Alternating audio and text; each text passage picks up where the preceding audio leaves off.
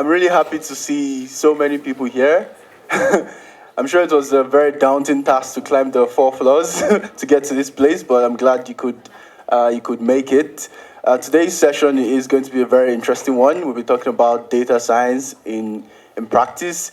It may seem out of place to talk about data science in a deep learning conference, but it really isn't out of place because that's the foundation, and we need to get the foundations right. Data science is a very multidisciplinary area.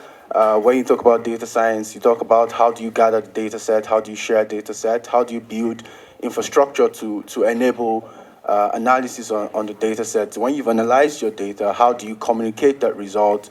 All of these are different disciplines. And even beyond the science, there's also different aspects as well. How do you enable ecosystems, data science ecosystems, data science education, for instance? So there's so many things you can talk about when you under the umbrella term data science. And today we're really lucky to have very interesting speakers that will be sharing insights based on their work, based on their experience in this area.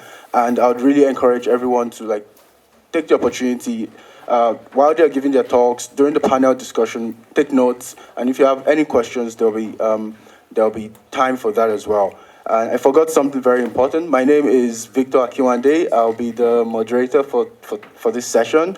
And what we'd have is 3 short talks, and then we'd have a 30-minute panel discussion, and afterwards we'll have a question and answer session.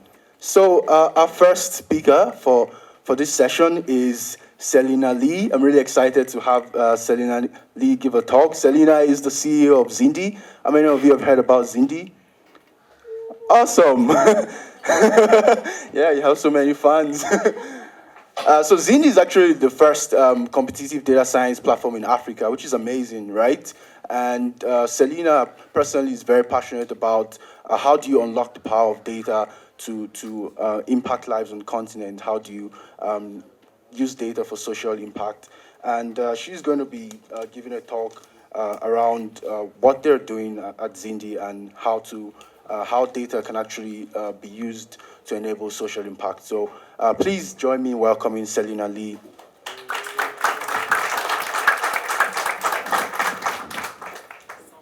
Can I start? Yeah, my slides.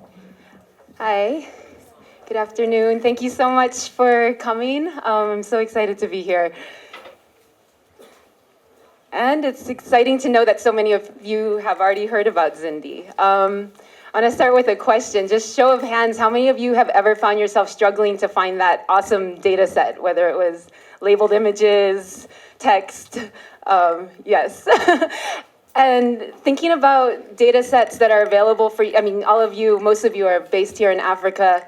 How many of you find it easier to find data sets in your own market compared to data sets outside of your market, say in the US or Europe? Do you find it easy? No. Yes. Can I have a clicker? Or sorry, that was my slide for that question. So, I mean, you guys have all heard about Zindi already, but what I wanted to say is, well, what if I told you that there is a place to find data sets in Africa, that the data exists, it's just hiding in places from the people who know how to use it. So one of the things that I'm really interested in, just in general and with Zindi, is how do we liberate that data? How do we liberate it so that it can have its maximum impact on the world that we're living in? So to introduce Zindi, Zindi is a data science competition platform for Africa, but it's much more than that. It's a community of data scientists that are dedicated to solving African challenges. We launched exactly a year ago at the Indaba last year, so it's been just under a year since that we've been live. We've done at least 15 to 20 competitions. We've offered $50,000 in prize money to the winners, and most importantly, we have over 5,000 users now registered on the platform. So congratulations to all of you who've actually contributed to that. So what I wanted to talk about today was give just three kind of interesting stories about what's possible when we unleash the power of data in Africa. So virtually every species of sea turtle is on the endangered list. And one of the biggest risks to them is getting caught in fishing nets.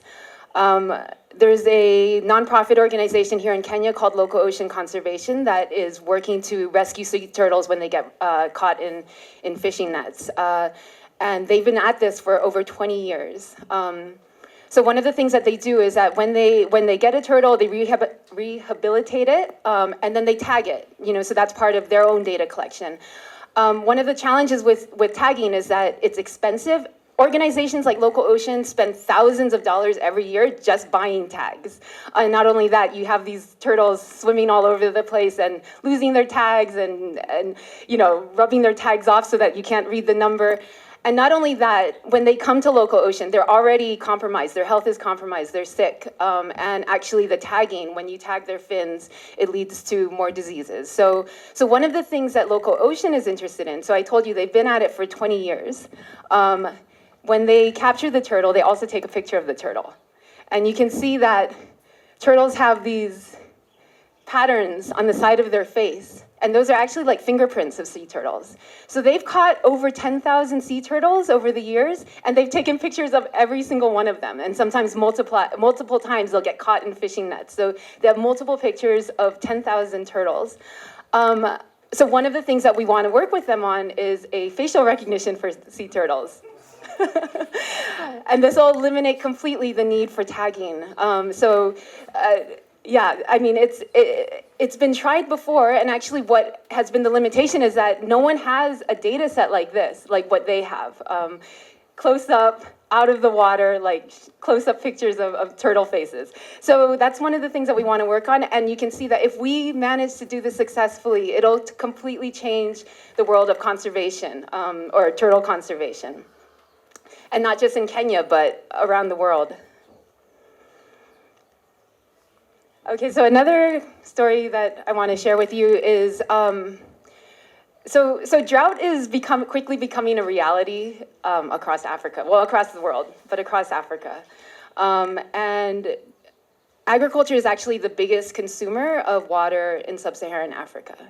And what people have found is, well, about 14 million people are now living in, I guess, what is it? They're food insecure. Due to drought, specifically due to drought.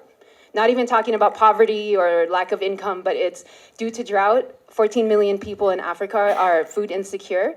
And not only that, the agricultural practices in Africa tend to be more inefficient in the sense that they're using more water than they actually need to use on crops.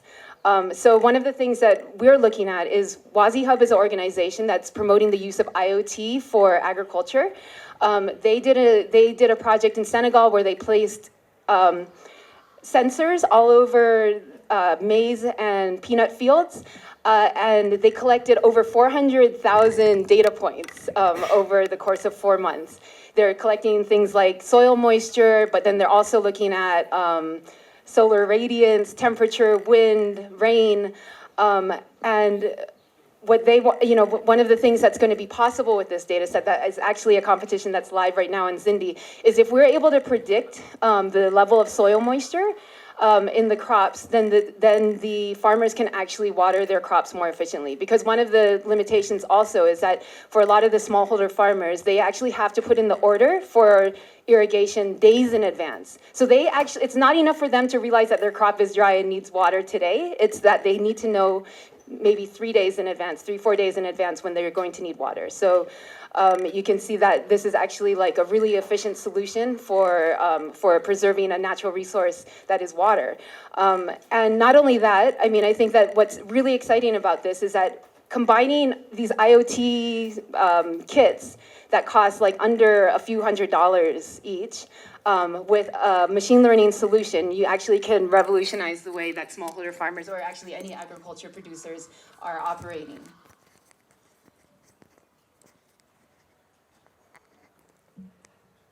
Okay, just one last example. So I was shocked because I took an Uber the other day and the Uber driver told me, do you know how much money is wasted every day because of traffic? And does anybody know? Has anyone heard the statistic? What? Close. Every day, over $500,000. That's what the government of Nairobi has estimated. Every day, $500,000 is wasted because of lack of productivity due to the traffic jams in Nairobi, which just blew me away. I didn't think it was true, and then I looked it up and I saw it was an official statistic from the government. So you can see that for economic development, it just underlies so many things. Traffic is a huge hindrance in terms of development. And of course, a driver of traffic is being able to have a efficient public transportation system. So one of the first competitions that we ran was with a startup company. Some of you might know them, Mobi Ticket. In Kenya, they sell bus tickets over mobile devices. They have over 200,000 clients. They do thousands of transactions every single day. And I think what's amazing about it is that, public transportation, especially informal public transportation, is notoriously data scarce. Everyone always wants to do something with, transportation data, but there's very little of it. So it was really amazing to see that MobiTicket is starting to collect this data. And what the competition was to predict the demand for different routes at different times on different days. And then you can add in different factors. And so what you can see is that this can lead to more efficient deployment of vehicles, reduction in vehicles waiting around in the middle of the city. So this overall can hopefully positively impact the congestion in Nairobi. And I think as MobiTicket continues to grow, what we're looking to see is to better improve the accuracy of the models, and as they start to expand into, they have a lot of bus clients, but they're starting to expand into the matatus that are all over Nairobi, and so you can imagine what's going to be possible with that data set. So this is all to say, I think the most amazing part of these stories is actually that these are problems that are being solved by the community of data scientists in Africa. So if there's any call to action, I would just say, continue the good work, continue to check out the challenges as they come out on Zindi, and I think the impact of your work is actually showing. Thank you. Thank you so much, Selena. The next speaker is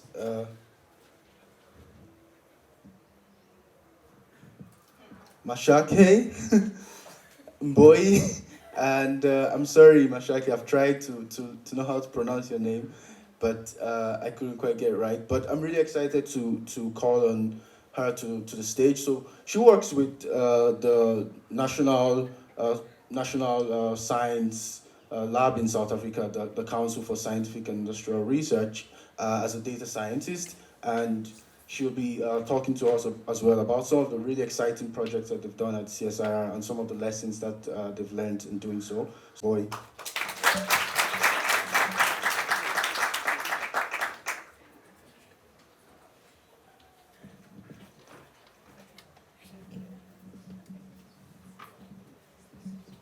Hello. My name is Mahlatse. Mahlatse. Yes. Okay, so my name is Mahlatse Mboi, and I'm from the CSIR in South Africa. Can I please also talk about it? Yes, I'm from South Africa. I work at CSIR, which is a multidisciplinary,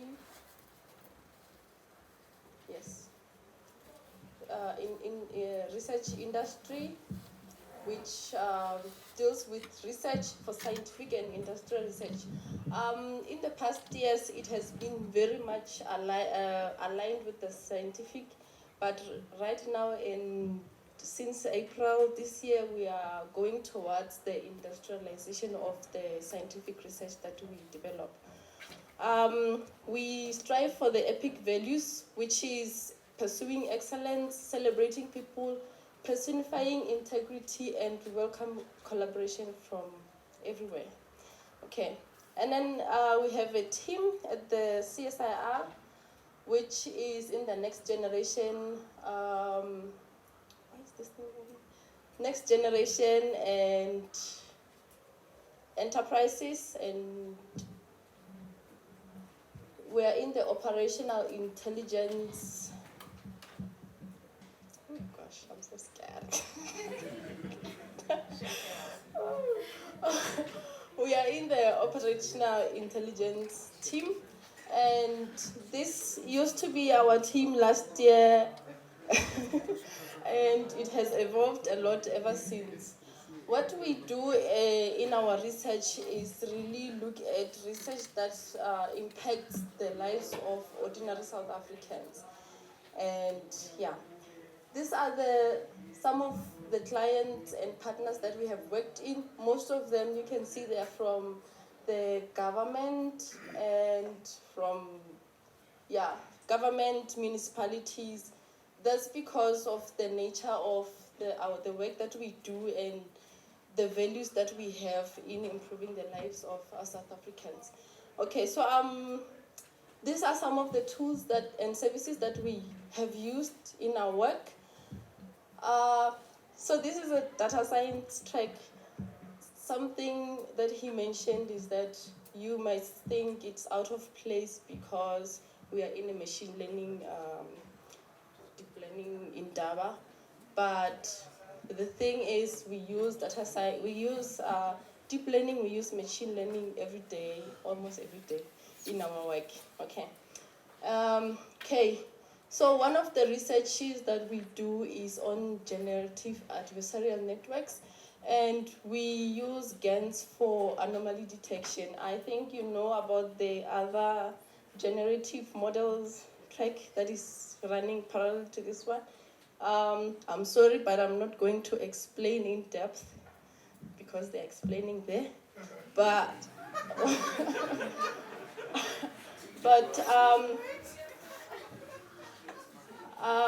so the motivation behind this project was the fact that in the mining industry, you might find that after an incident has occurred, it's very dangerous to go through and inspect as a person. So we can have robots that will go in there and inspect and tell us if there is anything that looks abnormal.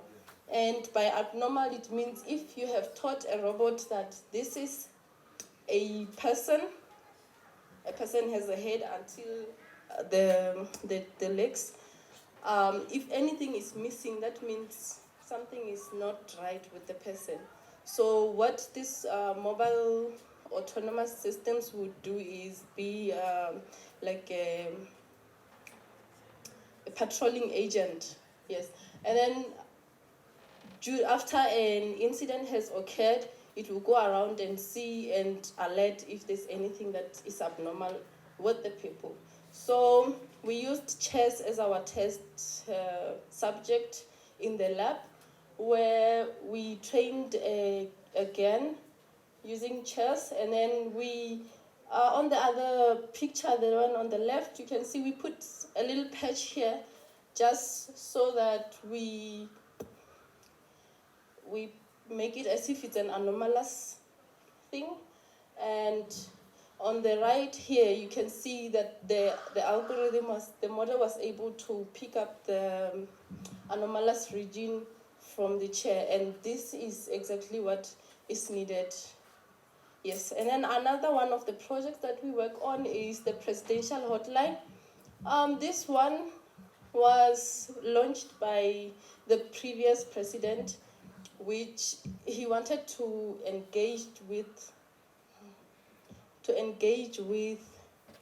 the public, to hear what people want the president to do for them.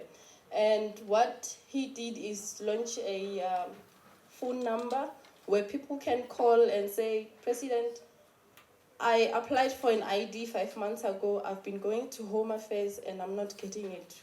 And then the president would be the one to investigate. So,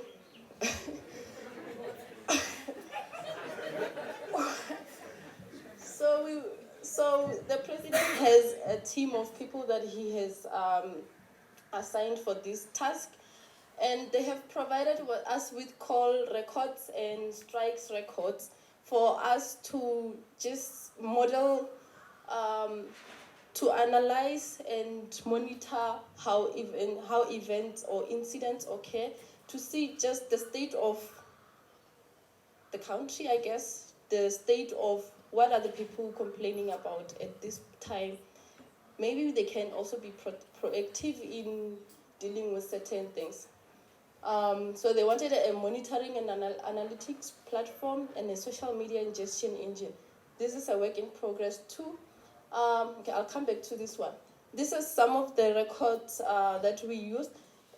When it was launched, there were so many calls, and then suddenly, now they are like very low, which is, what? Maybe they are not doing anything. or people's problems are diminishing. Maybe the president is doing a good job. So yeah, this shows how the number of calls has evolved. Well, when I was talking to certain people, when I say I'm working on the presidential outlets, they ask me, does this still exist? Oh, and then this shows the resolve time depending on the provinces, and this one shows the number of problems in a certain class. So in a certain class, meaning if it has to do with home affairs, they put it in one class. Something that we noted in our exploratory data analysis is that there was this class here, it's other, and through deeper going into it, we realized that actually it's not really other, because these things can be classified into some other place. So we used a model, topic modeling, to just find out what is it that they are talking about in the other class, and then we can perhaps reclassify it. And this helps. So that slide which I said I'll come back with it, it helps to improve the response time, because when you know that these things are dealing with home affairs, you take them straight to the person that deals with home affairs instead of taking it through a lot more people who will just diverge the case over and over. Okay. And another future work would be predictions through time series analysis, so that there is proactivity. And then another one, this is the last project, it's on the election social media trends. We worked on it during the elections this year. And the SABC, we needed to just show what people are generally saying, and we used Twitter as our source of data. People are talking on Twitter. Even now we are talking about the Indaba. So that was what we really capitalized on, the fact that people talk about things when they are happening a lot on Twitter. And these are some of the visualizations that we had before the elections. After the elections, as the elections results was trending, this was showing who for the top three parties, who was trending on Twitter. And somehow we observed that just because people are talking a lot about you on Twitter doesn't mean they'll vote for you. But also it has to do with the distribution of the community, because there are more younger people on Twitter than there are voting, maybe. So yeah. And yeah, we had a dashboard which showed all of this. Something else that we do in our team is skills development. This has become so close to my heart. We train young people from third year to PhD level in data science. You can be in any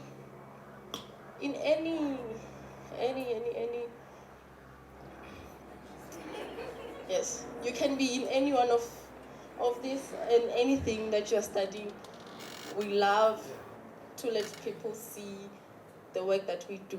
And then that is because I think data science is relatively new and many people don't know about it. The government can use these skills, but the skills don't exist. So we're trying to close that gap, okay? And we get projects from everywhere. So if you have projects, please get in touch and we can work on it. Why is this moving quick? So yeah, it started before the 2017-18 period, but these are some of the stats from 2017, and the numbers of the students we're taking are increasing every year. We also sponsor the deep learning in Indaba for students and industry professionals to attend. So yeah, some of us are here. It's because of the Department of Science and Technology. Yes, so yeah, if you like to have a project in Decide, or if you're from South Africa and you'd like to participate, I encourage you to look out on the CSR website or you can scan this thing and then it will take you to the Decide web where you can see some of the other beautiful stuff that we've been doing. Thank you.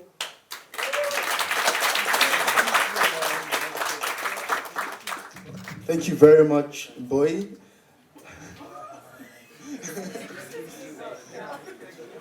That was a very eye-opening talk. The last speaker, before we move to the panel discussion, is Eddine Ayadi. So Ala is the lead data scientist at Relational AI, and Ala is actually a Kaggle expert. So he's really good at competitive data science. And actually, Ala won last year's poster session at Indaba. So I'm really excited for Ala's. Okay, hello everyone. So I apologize for my Arabic, French, English accent. So today I'm going to present competitive data science.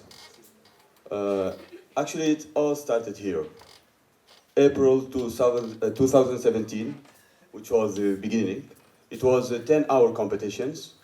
It was about forecasting sale of retailers. And we don't know anything about data science.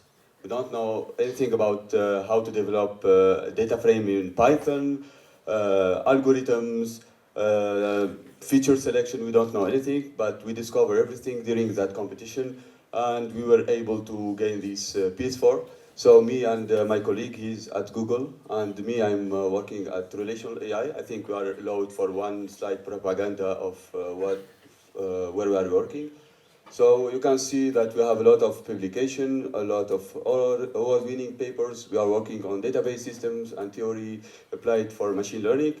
So quite exciting stuff, and we have a lot of competitors, so we have to work really hard to get this done. So today I'm going to present on why to participate in data science competition platform, EDA, baseline submission, and some deep learning competitions insights. So I just want to give you a high-level overview on the difference between data science competition and data science project. So basically, there is a code that always says that data science competition optimized for perfection, but real-life data science project optimized for impact. So data science competition actually care only about having a high score in the leaderboard. So care only about that number in the leaderboard that you get, especially in Kaggle or in Zendy also. They have this score, and you have to optimize for that score to get the better. If it is a root mean square error for regression models, or even accuracy or F1 score for classification model, always you have to get that high score. Okay. Also, we don't care a lot about interpretability. So explainability in data science competition is not really important. Sometimes we use like 12 models together, we stack them together in order to improve like 1% only in the leaderboard. But in real life data science project, we make an impactful model consideration. So basically, we care about the business, we care about the timing of the inference, we care more about the number of features we are using, and most importantly, how to explain the final model to our boss. Basically, this is really important because if you told him that with this model you will increase 10% in your profit, then you have to explain why and why this model will help you. In this case, you need a sample model that work not perfectly as you have with like different stacking models, but it's important here to make sure that you have a sample model where it is explainable. Okay, so why participate in data science competition? First of all, it's rapid knowledge and experience growth.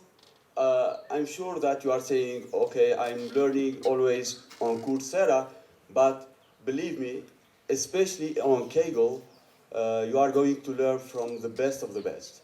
And the best of the best are going to share their idea and their code in order to solve a business problem. Because usually on Kaggle, you will find companies that they are going to share their data set and they need data scientists to solve their problem. And this is really important because it can even help you in a business level. So in the future, if you have a problem in your business as a data scientist, you can go to Kaggle, choose image classification problem, and you will see like the latest models from EfficientNet to DenseNet models with the ImageNet training. So I think, in my perspective, that data science competitions are 10 times faster to learn data science than Coursera or any e-learning platform.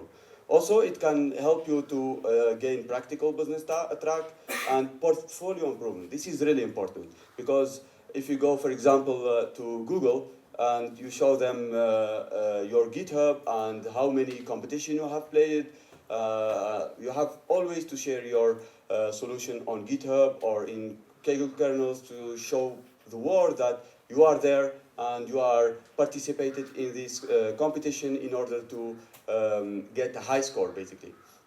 And finally, it's all about money. So there are a lot of prizes that you can gain from playing these competitions. So data science competition platform. So we have Kaggle, which is the world's biggest predictive modeling competition platform, owned by Google, more than 1 million members there, where you will find data sets, every data set that you need, from images, tabular data, text data set. You will also find codes, so basically solution, like full solution from importing the data set to submitting the final submission. So you can just follow these codes in order to learn new techniques. Also, there is Zendi. So Celina already spoke about Zendi. So it's like the best data science competition platform in Africa. Now I will talk more about technical stuff. So I will start with the exploratory data analysis. So EDA is really, really important. So first of all, there is data characterization, which is a big part of EDA. So in data characterization, you will get insight from the data. You will understand your data set. So basically, you will get the number of empty values or non-values. You will understand the ratio of non-values comparing to the total number of data set, number of unique values in that specific features. So you can gain like a high level general idea of your data set, and this is really important. Also, a big part of EDA is data visualization. So the goal is not to produce nice graphic and basic statistic that I saw always, especially on Kaggle, like 99% of kernel of EDA are like showing, I will show you some example later, okay? But the goal is to uncover patterns that can lead to new features. For example, this left plot over here, it's from Talking Data Competition, and you can see that the IP download rate on the y-axis and the frequency appearance on the x-axis. And from this plot, you can see that if someone have more than 1 million downloads, it's more probably to be fraudulent click. This is useful plot, okay? From this, you can extract feature engineering and feature that can help your model in the future, okay? Also, this is leak into Sigma Up rental competition. So if you can discover this leak from the plot, basically you will win competition and get the prize directly. This is another plot. It's not very clear here, but basically we are following the frequency, and the target is following the frequency. So the idea here is always try to get insight from the data, something related to the target. So people always plot the correlation metrics. I don't understand why people plot the correlation metrics. There is no insight that you can get from maybe if you have like 1,000 feature and you want to select only a highly correlated feature and remove them, maybe it's useful. But plotting this nice plot, it will give you votes, because in Kaggle you can get votes. If you care of votes, that's amazing. Also some bar plots. I don't think this is useful, so the model will take care about all of this. So if you are going to run an XGBoost or LightGBM or any neural network model, you don't have to plot all of this stuff. Okay, so baseline submission. I want to talk about something here. So the goal is to have a complete goal to produce submission quickly. Okay, so make sure to understand the problem correctly. I will just give you an example here. This is a Zindi competition where you have 4 targets, basically. The first target is to predict if you have mobile money only, other financial service, or both of them, like both of the first, or you don't have anything, okay? Most of the competitor just tackle this problem as a multi-class task. This is like 100% wrong. Even if you run like the best model in the world, you will not get a good score here. So the idea is to understand the model at first step, and then you can start building your model. So the idea here is to target the composition. So you have to predict mobile money only and other financial services. And then with the sample probabilities, you can predict for all of them together. Okay, so we discovered this with my colleague Marwan, so we worked on that together, and we were able to get this final insight. Also, I want to talk about building and run a sample model, basically XGBoost without feature. Here we won the first prize at Kaggle Days Paris with Mohammed Salim Jdidi. He's also playing in Zindi. And the idea here is that the competition shared very sophisticated kernels, and everyone started to follow that code. But we started from scratch. We started with like sample model. We try to make sure that we understand the problem correctly, we understand the feature, and we were able to be in the first place from the first hours. And this is really important. After having your models correctly, then you can progressively try to more complex models like neural network, stacking, and try adding engineering feature. Okay, there is also another important stuff, which is cross-validation setting. This is really important. You need to make sure that your cross-validation follow the leaderboard. So I think you know that in all the competitions, there is the leaderboard that you need to follow, and the cross-validation need to follow your leader. You need to create the cross-validation. This is the biggest part in the competitions. If you are able to create a cross-validation that follow the distribution of the test, then you are not limited to the 5 submission or 10 submission that Zindi made. You can do like 1 million and try 1 million models, or thousands of features. You can like try to remove feature, add features, and try different models, okay?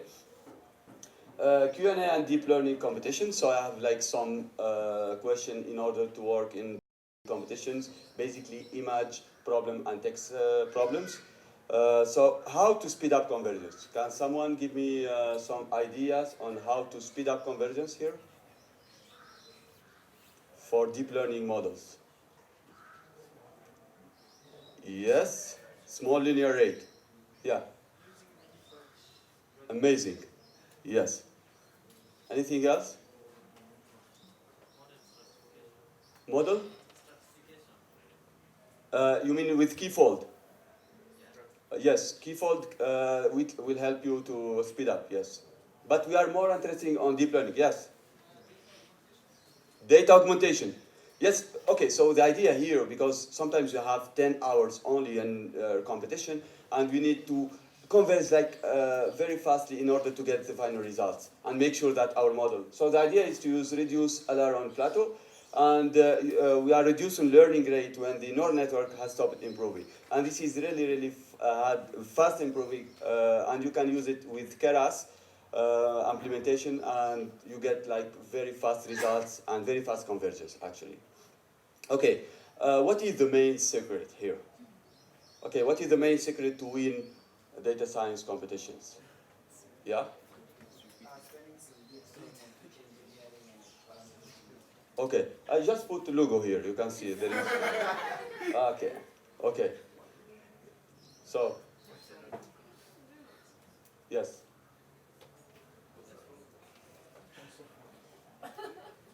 Yes, what is. Okay, so the idea is not to use Jupyter Notebook, okay?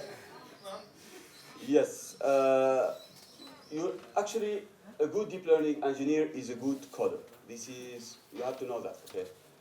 People just start to use Jupyter Notebook, and the idea here is with Jupyter Notebook, you are making the code not reproducible. You can't use it for other techniques.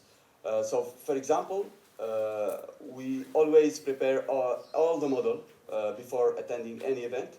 So we prepare all, like EJBoost, like JVM with keyfold. We prepare all the image classification problems from ResNet with pre-trained models. We try to prepare all the data beforehand, and then we can start make it very fast. Like because in 10 hours you can start writing all the code from scratch. So this is an example of well-organized pipeline. So you have, for example, a bean with the predict and train Python training code. You have also, for example, ImageNet pipeline, MNIST pipeline. So you can use like a very famous data set in order to improve your final models. Okay? How to win Kaggle? So first of all, you have to write a clean code which could be reused in the future. Read all messages on forum. This is really important. And not only the forum of that specific competition, but try to find all the competition that are similar to the competition you are playing on, like previous competition. Read everything, because when you read, you will find insights, you will find idea that you didn't think about it. Okay, this is really important. Merge also with other people. So try to play on teams. Try to make teams. Even if you are beginners, it's more better to learn while you are on groups, basically. Generate many different ideas and discuss them with your teammates. Practice, more practice. Try to play every week in a competition. Because it will even help you in your business, like in the future, okay? Read paper and their implementation. If you want to win, you need to create, you need to try new methods, new papers. You need to implement the paper that, where there is no implementation of that paper, okay? In that case, you will have like a step forward than, more than the other competitor. Don't think you cannot get a gold medal, but you can get it. This is very important. You have to believe on yourself. Actually, many Kaggle grandmasters started their own business because of their reputation on winning data science competition. It's time for you to start competing and start your own business in Africa because it will give you reputation, etc., like Logic AI and H2O.ai. Maybe you heard about them. What to do next? So you have to write a blog post about Facebook, LinkedIn, Medium, or Twitter. Also, try to make a video about something you just learned. Maybe you read about something or you watch a video. Just make a video by yourself and try to get comments from other contributors. Share your code on GitHub. This is very important for you in for position or to make people know you. Choose next competition, and finally upgrade your computer using prize money. Okay? There is some resources, maybe you can take a photo. But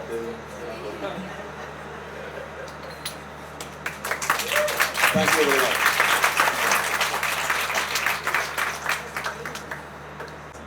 So my question is going to him and probably to Celina, the owner of the Zindi platform. There's something he mentioned in the introduction of his presentation. It's like data science competition does not reflect the reality of a data scientist job in real life. So my question is how to bring the reality of a data scientist job into data science competition. I don't know if I was clear.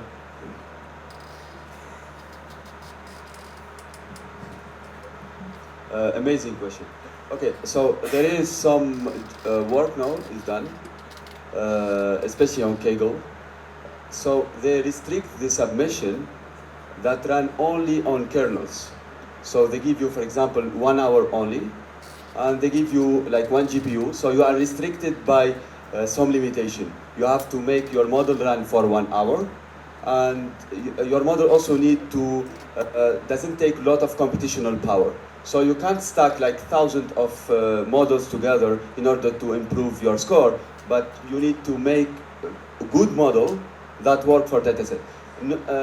And this is not possible now for Zindi, I think, because we need to include kernels and we need to include codes submission in order to like focus more on the timing side and interpretability side. And this is really important to have because as you said, there is like interference between competitive data science and real life data science work. So I think including kernels and restricting all the competitors to the kernels limitation will be great fit for your solution. Great. Any other questions? I'll just weigh in a bit on that one. I mean, that is a great question. I think it's something that we've also struggled with a bit within Zindi, with that realization that this doesn't necessarily represent what it means to become a data scientist. So, I mean, it definitely is a good way to train, to upskill very quickly. I think with Zindi, there's another aspect to it. It's a bit too early to talk about it, but I think that, competitions is one thing, but one thing that we're doing is uncovering the demand for data science talent within organizations, companies, government. And so I think that there's bigger things that we can also think about to help get practical experience as part of the whole Zindi experience.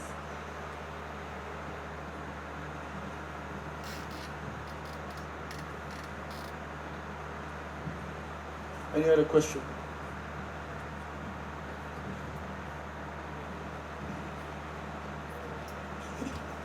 Okay, thank you very much for the presentation. My question goes to, I'm sorry I've forgotten the name, but relational AI, right? Okay, so considering someone who is a beginner in data science, there are so many machine learning models, codes that you have to keep in your mind or probably check on Stack Overflow. So I want to find out, what do you advise is the best way? Should you just try to remember all the codes, or you can just go on Stack Overflow and when you need them, you just pick them up and then change them to solve your problem? What do you think is the best way to handle this? Thank you. So Kaggle is always your friend. Always open Kaggle and Google page in your browser. You need always Stack Overflow in order to create your model, because sometimes it's more important to create a perfect modeling in order to not have spend a lot of time correcting your code. You just have to copy, paste any scikit-learn models, and this is really useful. You don't have to waste a lot of time.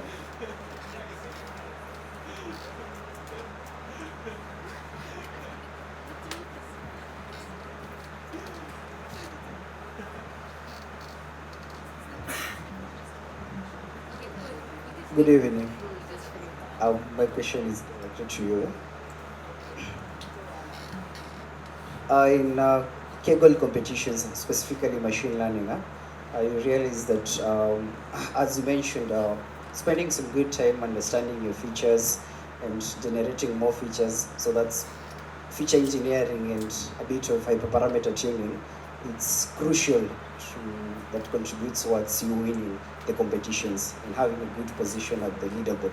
So I would like, take my case example, let's say I'm a beginner and I'm tackling a competition challenge that I'm less aware, or I don't know much about the domain knowledge and all about the competition, but I feel like I want to challenge myself and I also want to have a good position at the end of the competition. So what are the tricks and the tips that you could share with beginners on feature engineering and hyperparameter tuning to tackle the different challenges and competitions that are there? Thank you. Perfect. So if you follow any Kaggle competition, you will find people talking about Bayesian optimization and grid search for hyperparameter tuning.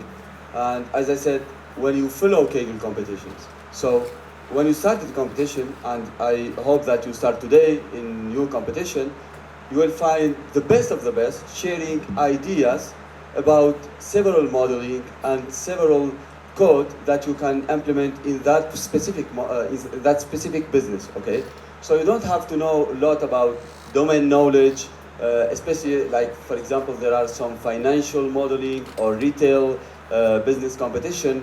You don't have to know a lot about.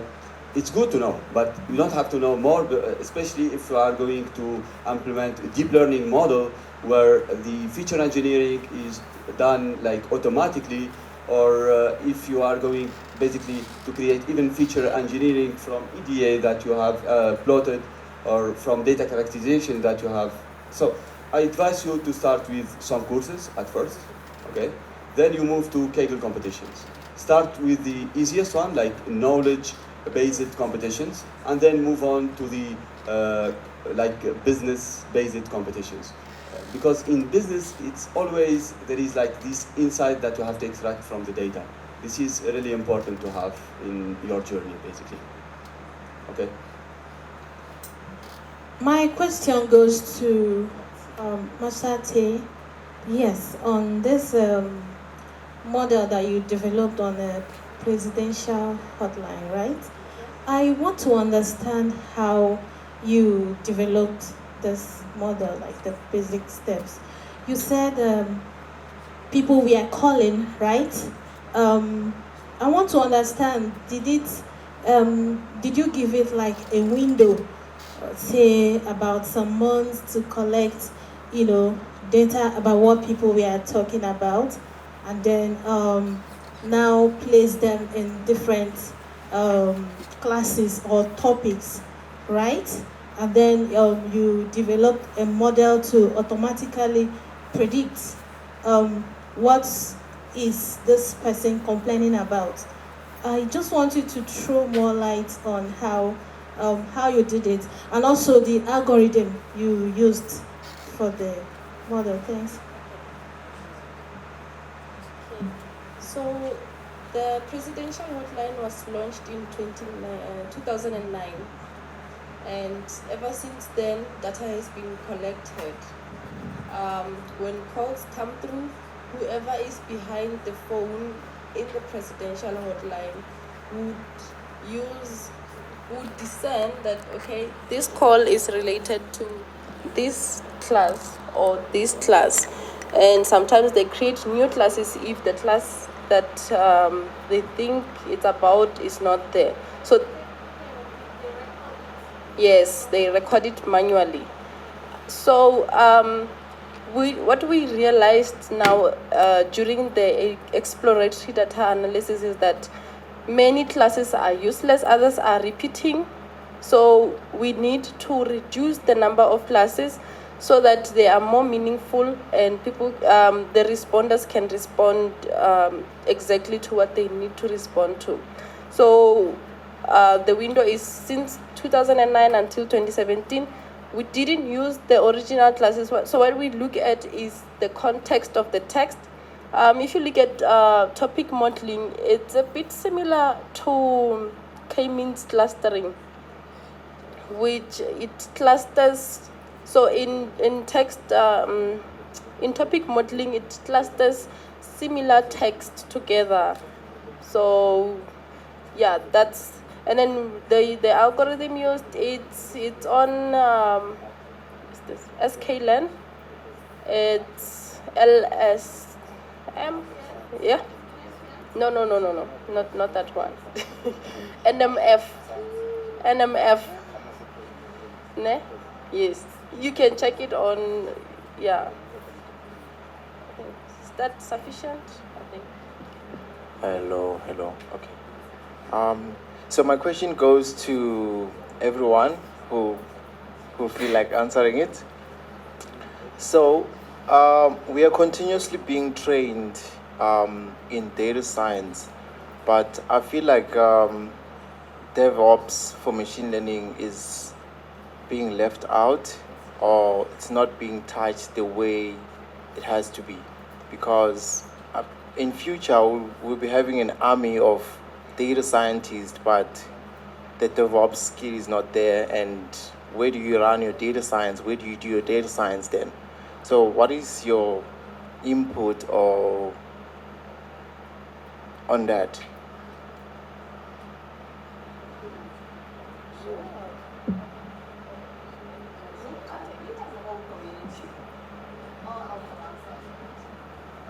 My take on that would be, I think it wouldn't be that different because you're still creating software like other DevOps teams. So I think we can still apply the same DevOps sort of practices from other fields into machine learning and data science. So I don't see it being drastically different that much. That's my view.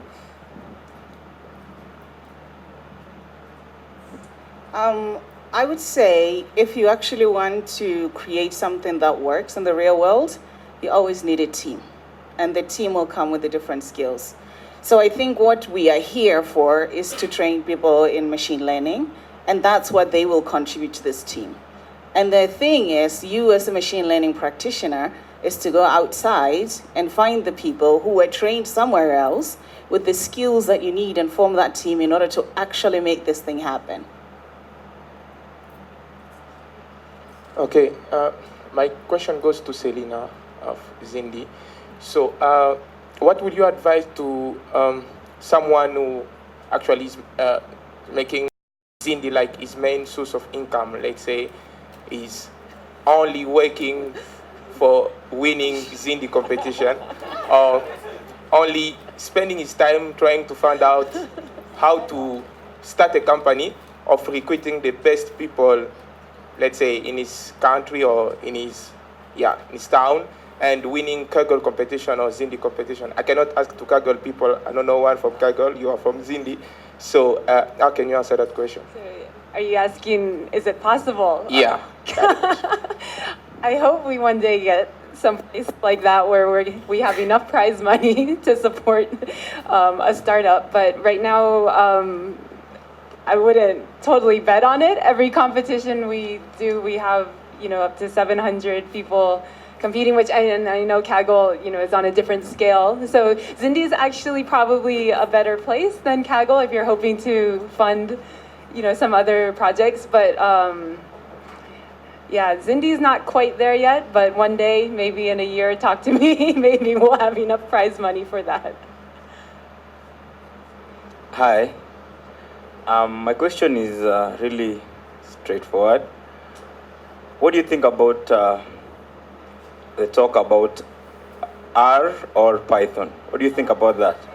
Because when some of us came to this competition, we were a little bit surprised to see that it was all about Python, maybe the Sky, all those packages in Python. What do you think about R or Python?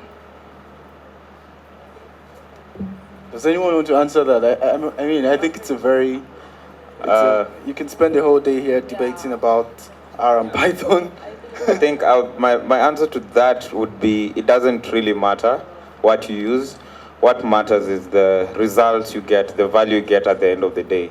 So I don't think it's a good debate to have saying that one is better than the other, because one is good at some things, that one is not good at. So what really matters is what do you need it for. So don't focus on which one is better.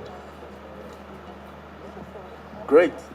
So those were really great questions. I have a couple of questions as well that I'll ask. But I think Nyalleng wants to chip in on the R versus Python. No? Oh, Aladdin, okay. I just want to add something. Like basically, on Kaggle, from statistical point of view, people are using more Python now than R. R is more used for visualization and to have like good insights. Okay, this is what I want to add. Awesome. So one of the things I didn't mention was, so Nyalleng also has a lot of interest and has done a lot of work in fairness and bias in data and machine learning models. And if you're building your model, you want to be able to deal with biases. You have to be able to factor in the bias factor and handle that. So I'm just going to ask a quick question, Nyalleng. What does it mean for a data set or a model? What does it mean for it to be biased? Ooh. Wow. So this, I'll just start a little bit back. I actually got into the area of looking into bias because I had been working with people's data for about 4 years at CSIR, and the issues of privacy and the issues of ethics come up very quickly. So I am fairly new to the fundamental research of fairness in machine learning, but I was driven there by these things. And so I just want to send this out to all of you. In whatever domain you are doing, think about the ethics of what you're doing and think about perpetuating some of the biases that are probably, we already have socially. So bias in machine learning is very much like bias in life. The way you understand it, and it just simply means that the process or the model is being unfair to one group over the other. The idea of fairness or unfairness can come in different ways. It could be that the model makes more mistakes for one set of data than the other, or one piece of demographic than the other. So it just makes mistakes. What those mistakes mean down the line is a whole other thing. I'm sure you guys have heard of the now we're all retracting from predictive policing exactly because the models were making errors when it came to classifying people who were black or people who were male. It was just making more mistakes there. So the other way that you can have bias in machine learning is in allocation. It depends, so your output of the model, if the decisions, when you look at the decisions that you're going to be doing after that, it depends, how are you going to allocate, what is it? I'm trying to find like an area that you might be looking into here. So if, for example, you are going to be allocating justice, or you're going to be working in government and you're going to be allocating health, right? If your machine is not used to certain pieces of data, it cannot make those decisions fairly, and it can misallocate some of these decisions. So when we think about bias, basically, that's what we think about. It's all about what are the problems that we can create in machine learning systems, and how do we fix it? And we can fix it by fixing the data we get into the model. We can fix it by fixing the models themselves, or we can fix it by post-processing the results. Once we realize that we are actually having errors and we're having data sets and results that are biased. Very good, thank you. I'll come back to that point that you raised about how do you fix it. But I quickly want to ask Selina a question.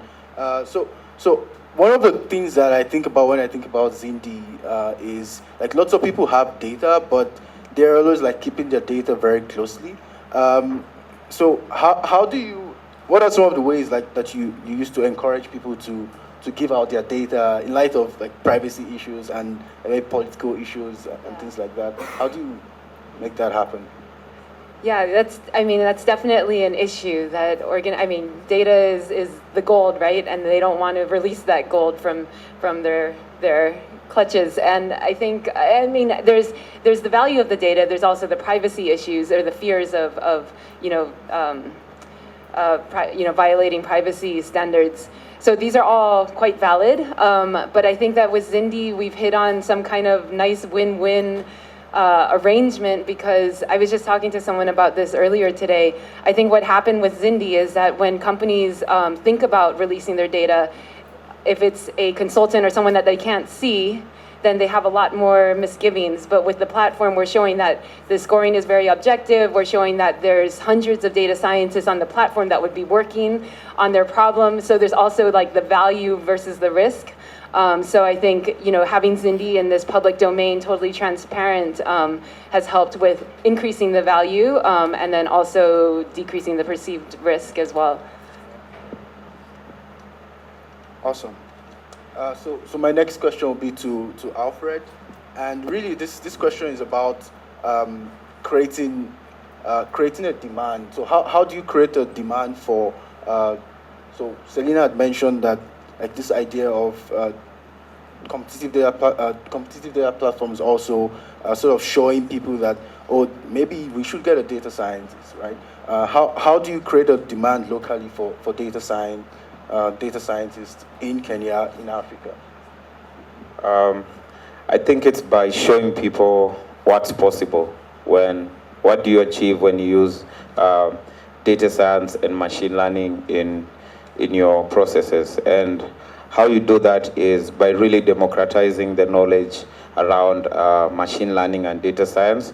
So really putting down the barriers that most people have towards, let's say, accessing this knowledge or understanding how the technology. So usually, as I work in a business area, so I'm a data scientist mainly. So we work always with the financial market and financial bank.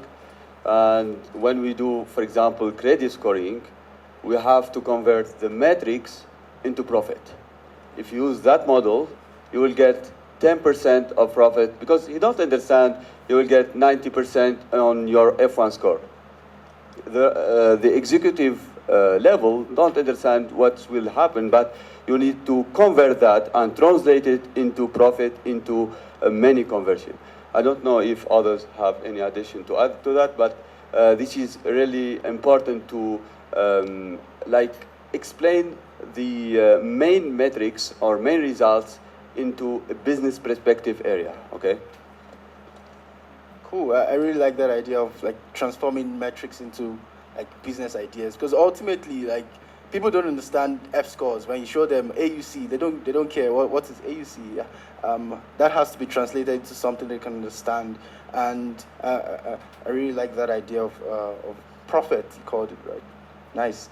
You want to add to this, Nyalleng? Any Yeah, thoughts? maybe actually, Okay. because like I said, there are a lot that the metrics do in terms of, at the end, the decision making that comes out of that.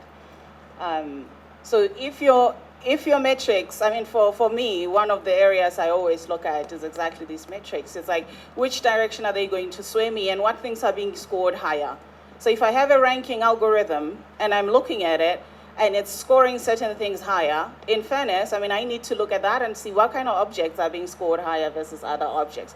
Because if, for example, you think about this in the space of businesses, you go on Google search and you go and look up something, the things that you see are the things you're going to click on.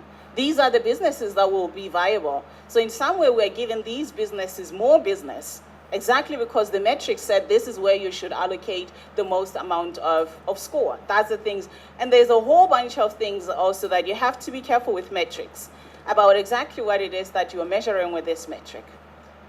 So you have to make sure actually that your metric corresponds to the thing you actually want to measure. Because sometimes you are looking for things that have most impact. And then you use a metric like, for example, a click-through rate, right? That's not always it. It might just be like there's a really funny video that people are just looking and just clicking on it. But it is not the most informative piece of data inside the search. So always, like for us, that's a big, big part of because that is the thing that a lot of machine learning people use in order to figure out and do decisions, make decisions. Thanks for that contribution. So my next question will be to Mboi. Yeah. So I just wanted to talk a little bit about some of the ways of dealing with like cases where you don't have a lot of data, or maybe cases where you don't. So you had mentioned like the mining project, for the project where it was going to be deployed in the mines. That's an area you may not be able to experiment with. So how do you deal with cases where you don't have a lot of data, or you may not be able to sort of experiment with the real world? Okay. So when we don't have a lot of data, it means we have some data. Yeah. We use data augmentation. Okay.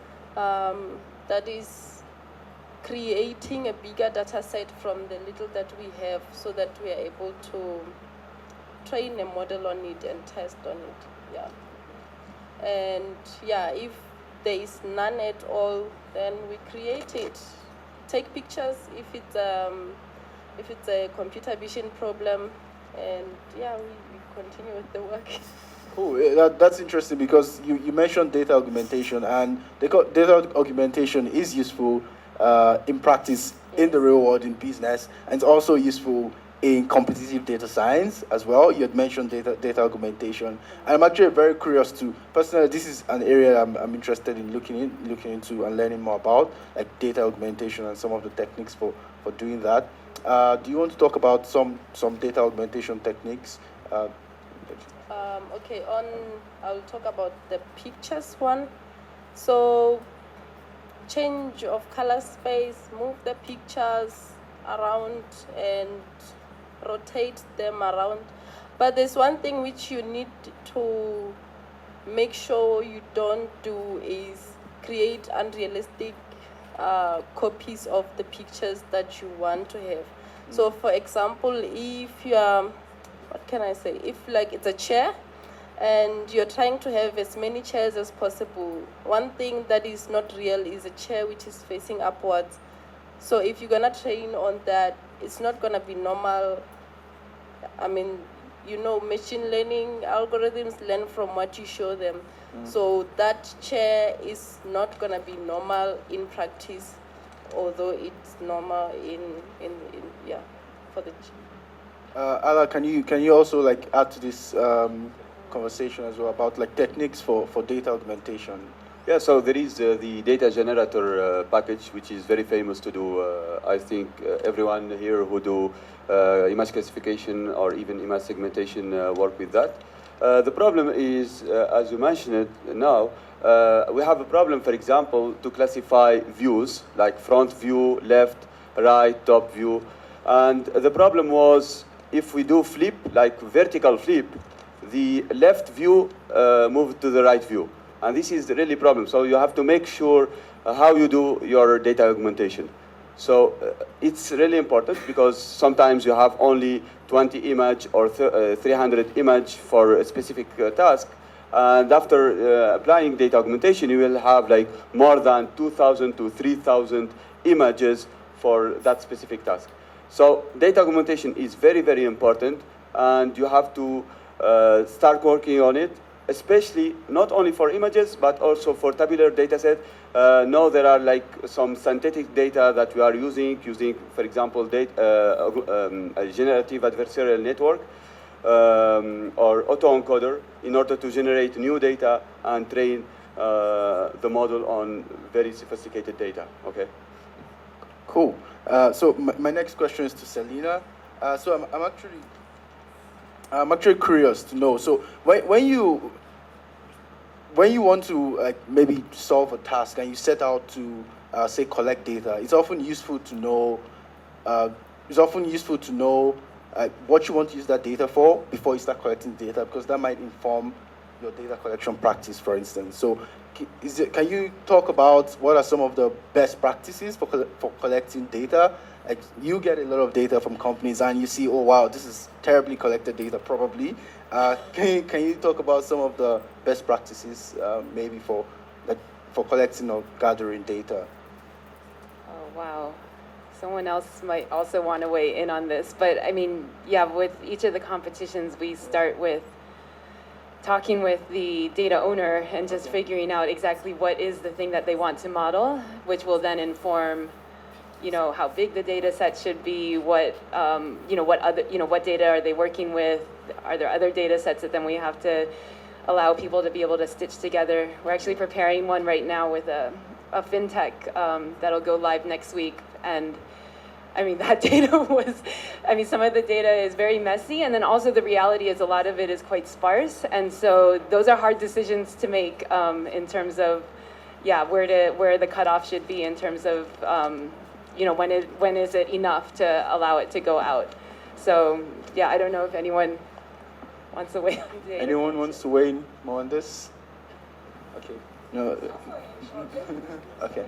I think this is yet another place where there are people who have great skills in it. So if you're looking for good, solid data that has some robustness in it, statisticians have been doing it for a while. If you can, get somebody to help you make sure that you've got good data. Yeah. Great. My next question will be to Alfred. So Alfred, so this question is, I don't know, is broad. I don't know how else to frame this, but really the question is what are some of the enablers of the data science ecosystem, and what do you think are the ingredients that are missing in Kenya's ecosystem? Specifically Kenya or just Africa? Kenya is the one I guess that is easy for you to relate to, but feel free to extend this. Yeah. I would say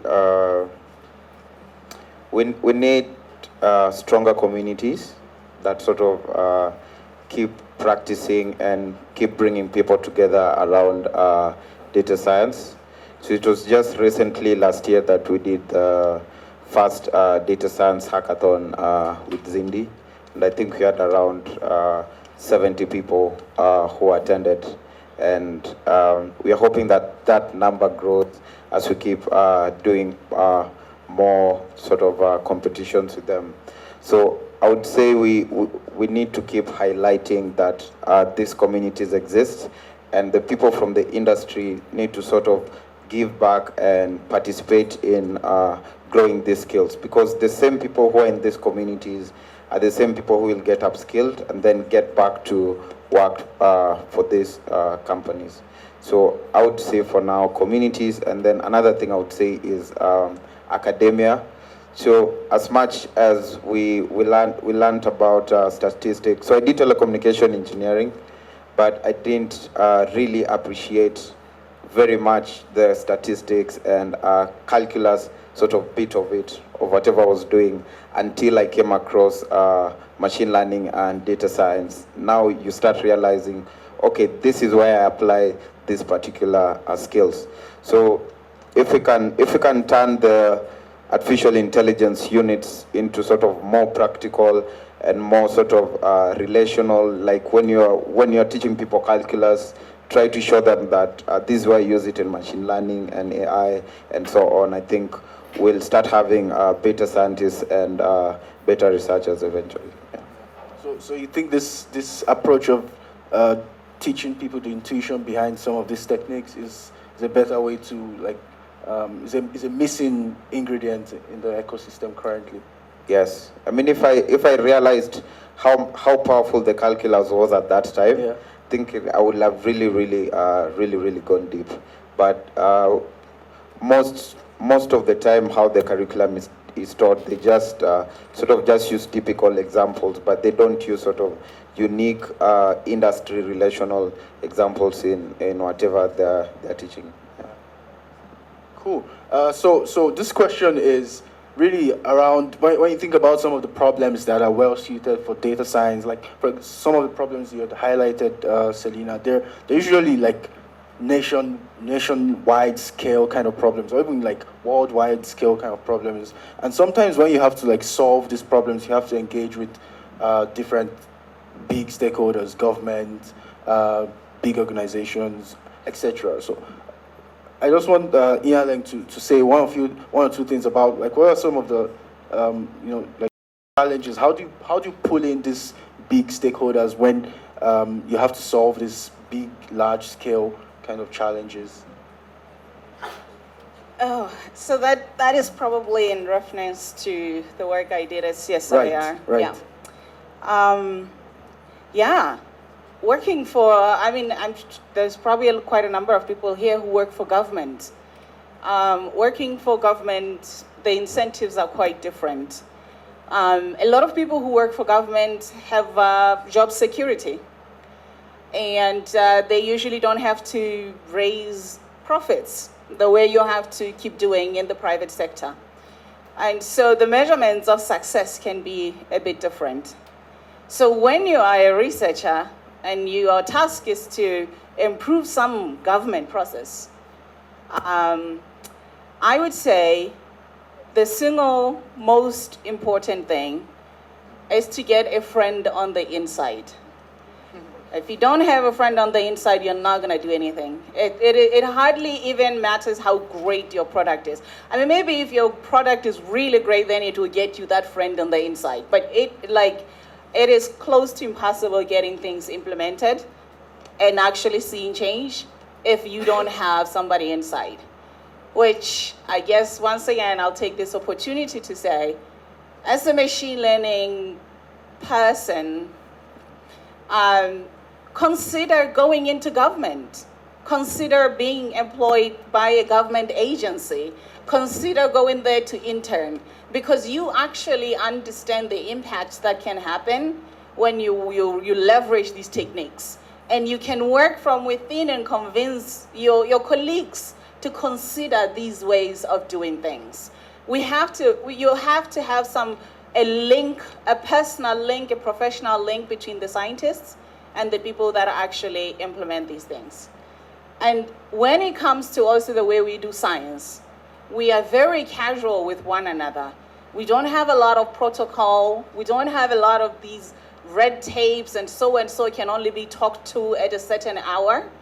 So what you need is inside there, you need to be able to be a part-time politician yourself.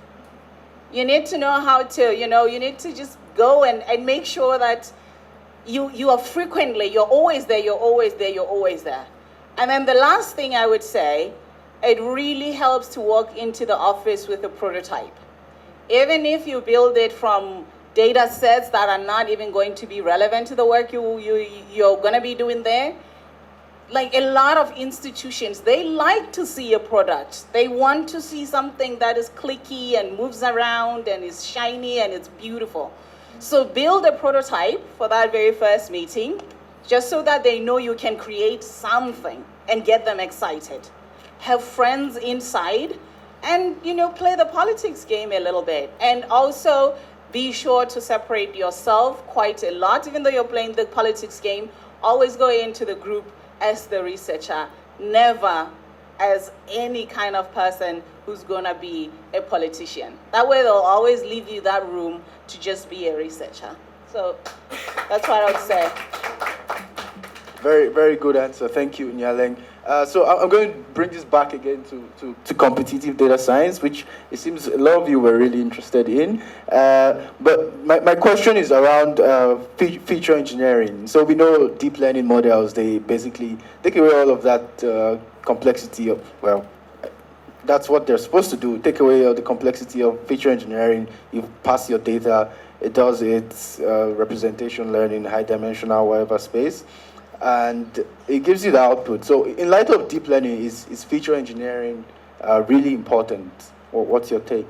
Of course. So if you, for Kaggle competition especially, and for Zindi competition mainly, playing around feature engineer is the most important part of the data science pipeline.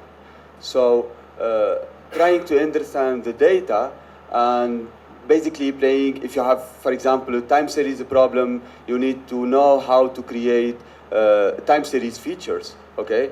And to extract this feature, you need to play different competition in order to know what type of feature. For example, you can do even feature encoding or feature counting or frequency of the feature. So there are different techniques in order to master to get a boost in your score.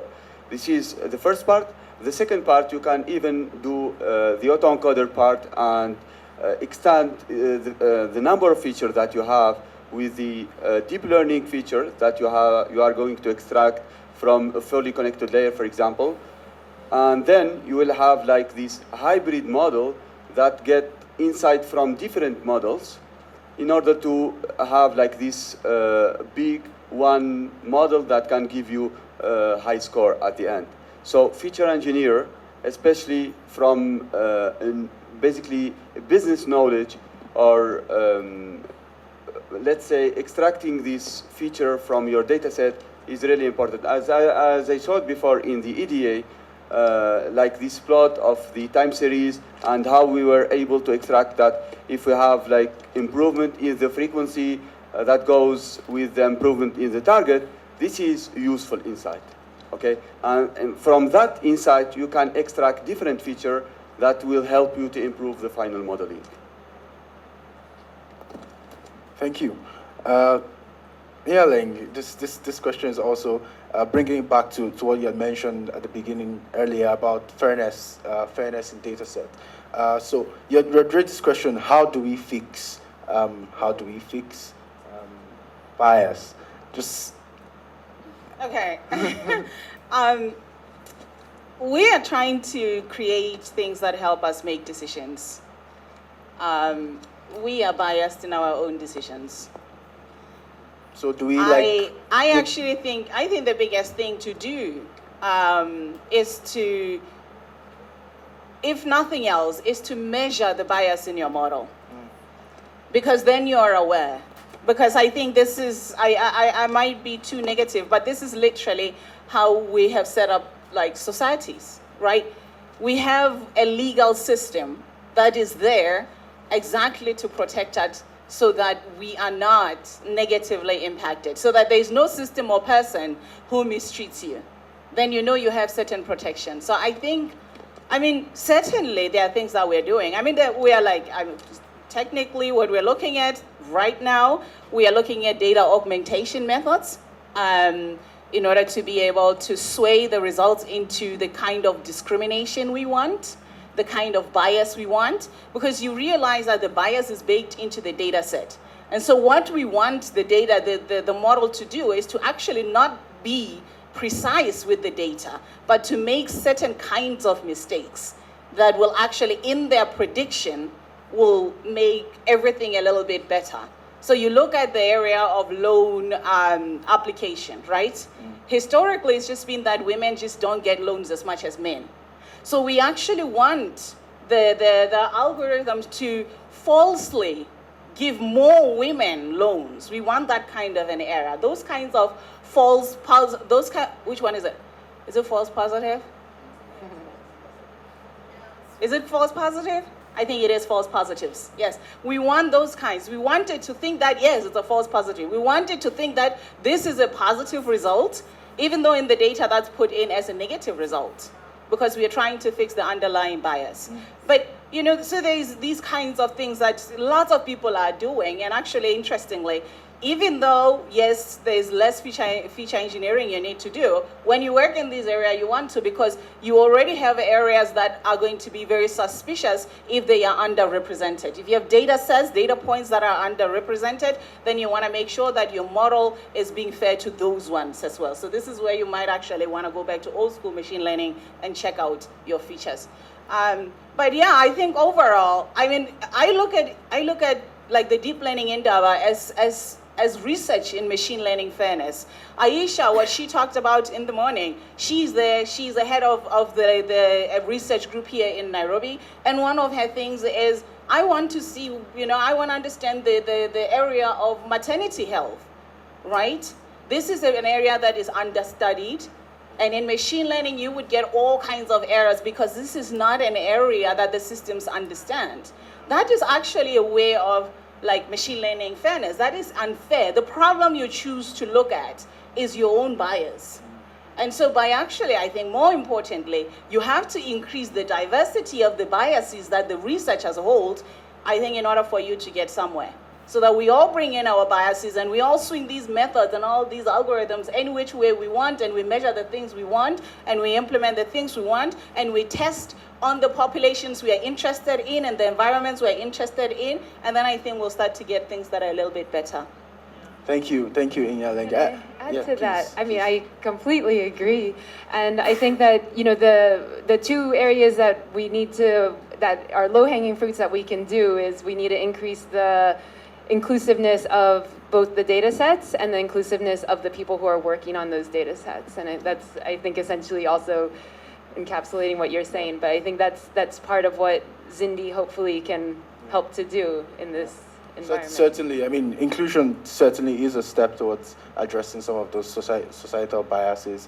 And like when you talk about the issue of bias, it's at the intersection of technology and society, right? And you start to ask yourself, okay, what's the role of people who, like the regulators, for instance, or the policymakers, for instance, they're concerned about things like this. So you had mentioned predictive policing. If at some point they found out that a predictive policing algorithm was biased, then they have to go back to that lawmaker who signed that, who made that fly in the first place. So I guess in some sense, policymakers are concerned about like issues around bias and some of these nuanced issues in machine learning and data science. So I'll just ask this question to Alfred. What are some of the ways you think we can communicate as technologists better to policymakers to make them to enable them make better decisions that influence us as a society? I'd say it's mostly on the language and soft skills.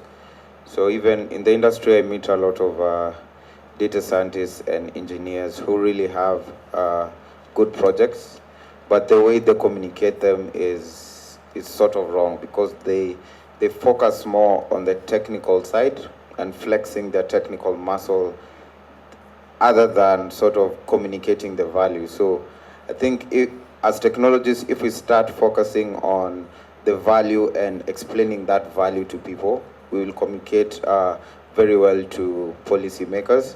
And then we should also sort of welcome them in the discussions we have around technology. So not just having sort of developer coding workshops, but also sort of panel workshops where we include people from government, we include people from the legal sector, and just hear what they think about the technology we are creating. Yeah.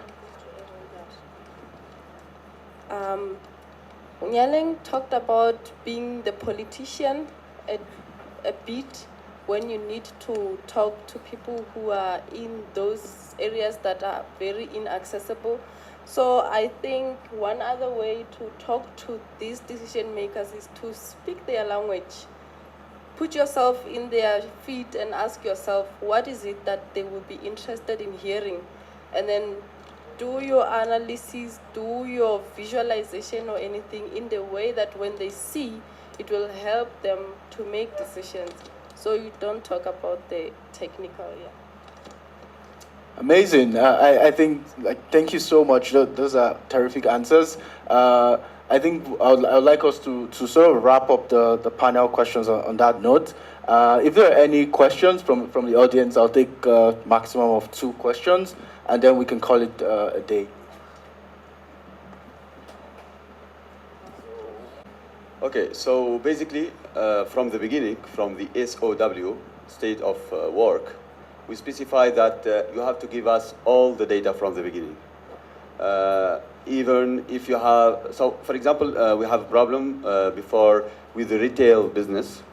So the idea was to give us all the data that you had. Even if there is any problem in the front of the door, you have to give us that problem. There is a hole in front of the door, so people can't enter to the store, so we can't predict if there is a hole in front of the store and people can't buy this stuff. So for us, in our model, it forecasts, for example, you are going to buy 5 items from that basic item, and because of that hole, the user was not able to go into the store and was not able to buy that item. Okay, so we don't have any idea about that data. Also, there was like a problem, I think an earthquake that happens in US, and it affect a lot the sales of that retailers. So the forecast was like over forecasting what's the real, basically the real value. And this is missing data. We don't know that there is an earthquake that will happen and will affect the final prediction. So from the SOW, we specify, okay, if there is any earthquake or any problem or anything that come outside of the data set that you have provided us, we are free from that problem. So you have to talk about that from the beginning. This is a really amazing question. Thank you. Yeah, I would just like to say, don't overpromise. That's the thing, and write a very good contract. As I said, like just. Good evening, everyone. My question regards the fairness in machine learning, where she talked about trying to create a false positive. But I'm thinking, working with machine learning models, there are some parameters that you take into consideration before deciding this is the decision the algorithms will make. Take, for instance, a loan.